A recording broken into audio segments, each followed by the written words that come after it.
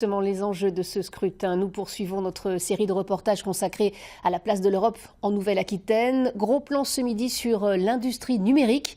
Exemple à Bordeaux avec cet éditeur de logiciels qui pourrait bien devenir un géant du web. Marie Neuville, Quentin Trigodet. Un clic pour le consommateur et aussitôt une vitrine stratégique pour ses discounts. Même scénario pour L'Oréal. Mais pour obtenir la meilleure position sur Google, ces marques avaient besoin d'une Formule 1 du numérique. Cette machine de guerre, la voici. Elle s'appelle OnCrawl. Elle fournit des tableaux de bord capables d'entrer dans la boîte noire de Google.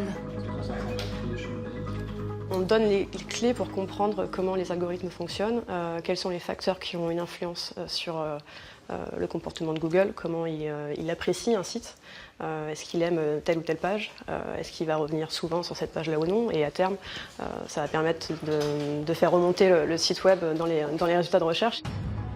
500 000 € de fonds européens gérés par la région ont permis à cette société de développer son plan de recherche sans avoir fait le moindre chiffre d'affaires. 6 ans plus tard, médias, banques, tourisme, ils sont 800 clients à travers le monde à acheter ces précieuses solutions.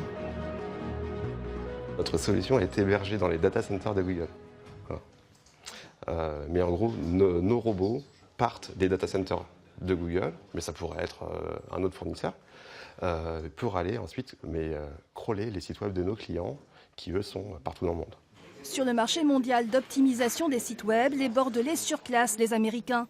Les clés de leur réussite, être des data geeks avec pour ADN les langues étrangères. On est loin des codes des industries traditionnelles françaises, du CAC 40.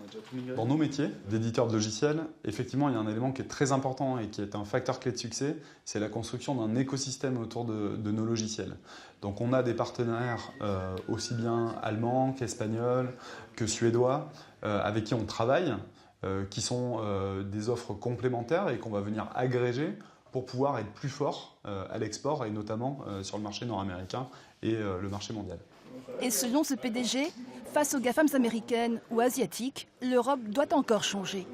On a un modèle européen qui a fortement été influencé par le modèle industriel allemand ou français. On a hérité du temps long de l'industrie, là où aujourd'hui sur les entreprises du digital, on est plutôt sur des temps courts. Résultat des courses, il y a des réglementations qui restent à adapter, à modifier pour qu'on se rende aussi plus véloce là où des acteurs américains ou chinois n'ont pas ces contraintes-là. Avec son siège niché sur les toits de Bordeaux et ses 30 salariés, cet éditeur déjà leader européen compte devenir le leader mondial sur son marché. Chaque année, il multiplie par 3 son activité, son chiffre d'affaires est de plusieurs millions d'euros.